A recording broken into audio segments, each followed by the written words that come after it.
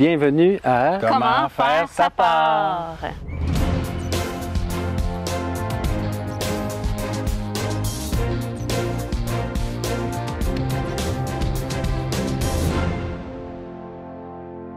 Aujourd'hui, on va parler de l'économie de l'eau, puis on a encore un petit truc pour le jardin. On va fabriquer ensemble un petit contenant qui permet d'arroser spécifiquement une plante sans arroser d'autres qui seraient moins utiles qu'elles grandissent davantage que ce qu'on veut cultiver. On va parler de récupérer l'eau de pluie aussi. Nous, on récupère l'eau de pluie dans un gros baril et c'est cette eau-là qu'on utilise au jardin. Donc, c'est une façon de préserver l'eau, mais aussi en arrosant seulement ce qu'on a besoin au jardin. C'est une façon aussi de ne pas faire pousser les mauvaises herbes partout.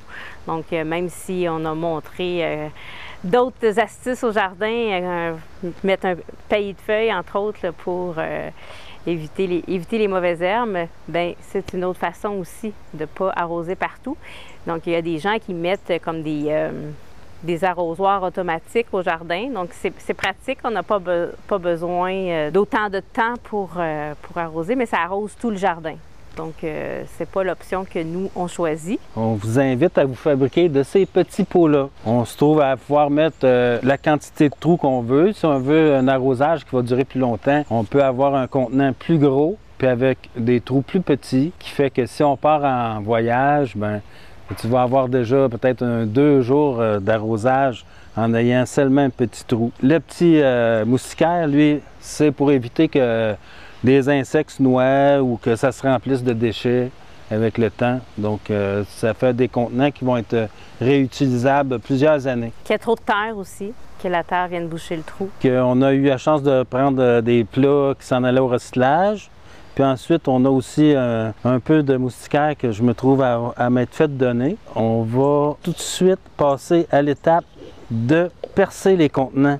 L'idée, c'est que ce soit simple, puis peu coûteux aussi, hein, que ça coûte presque rien. Là, j'ai juste fait 3 petits trous. Si on trouverait qu'on en a trop, on peut tout simplement mettre un petit autocollant, reprendre le pot, puis mettre un petit autocollant pour choisir le débit qu'on souhaite avoir. Pour que l'arrosage dure quand même assez longtemps, c'est avantageux qu'il n'y ait pas trop de trous. On veut que ça s'égoutte tranquillement. Puis la plante, elle va fabriquer ses racines du côté que ça va être arrosé. Donc, elle va ajuster sa croissance en fonction de l'eau qui va être disponible puis du lieu où l'eau elle est. Essentiellement, on a les petits contenants, une petite paire de ciseaux pour découper le moustiquaire. Puis aussi, ça va prendre une colle qui est flexible.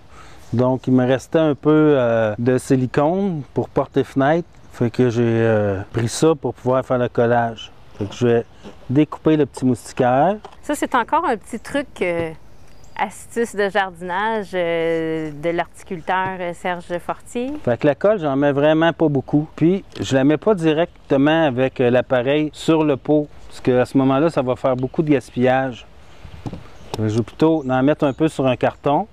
Ensuite, je fais des petites mini-gouttes. Puis ensuite, pour finir de le coller, je réutilise encore le carton pour appuyer dessus et éviter de m'en mettre plein les doigts. On va ensuite tout simplement découper le petit moustiquaire qu'il y a de trop. Voilà. Ça fait un peu plus beau. La plante ne le voit pas, mais c'est pas grave, nous on le voit. Ce qui est intéressant aussi, c'est que ça vient arroser directement les racines. Ces pots-là qu'on est en train de faire, on va les installer dans la terre, près du plant. Donc, ça va aller tranquillement amener de l'eau aux racines. C'est ce qu'on veut, dans le fond, que le plant ait de l'eau aux racines. Puis, naturellement, dans le fond, un plant, les racines poussent dans les profondeurs de la terre. Et puis même, il y a plein de petits radicelles de racines qui, eux, vont toujours chercher l'eau. Puis c'est un peu comme l'eau de la nappe phréatique qui monte vers les racines. Et puis que tous ces petits radicelles-là, ces filaments-là de racines vont aller tirer sur l'eau. Donc on vient aider, dans le fond, cet apport-là en eau aux racines. Donc, ce petit contenant-là est prêt à être installé au jardin. On est prêt à aller l'enterrer? Oui, maintenant j'ai la pelle. Donc, on va l'enterrer peut-être jusqu'à la moitié environ. Donc, on fait un trou pour qu'on puisse mettre le pot. Et voici de l'eau qui a été récupérée de l'eau de pluie. Donc, avec cet arrosage, elle est bon pour quelques jours, selon la grosseur du pot que vous aurez choisi. Moi, il me semble que j'entends les gens dire à la maison, mais ça n'a pas de bon sens, mettre un pot à chaque plant. Peut-être qu'on pourrait dire que on pourrait le mettre aux plants qui prennent plus d'eau. Donc, les plants de tomates, les plants de cocombes, les plants de courges. Donc, on n'est pas obligé de mettre ça nécessairement à chaque plant de radis, chaque plant de laitue. Évidemment. Les plants, c'est ça, qui demandent beaucoup d'eau, qu'on veut vraiment amener l'eau aux racines. Fait que principalement, nous, on s'en sert avec les plants de tomates et les plants de cocombes. Pour les autres, bien, ça va être un petit arrosage traditionnel avec un arrosoir. Pour arroser vraiment spécifiquement nos plantes, on préfère ça que de mettre un arrosoir qui arroserait partout. Puis on pourrait faire des trous aussi sur les côtés.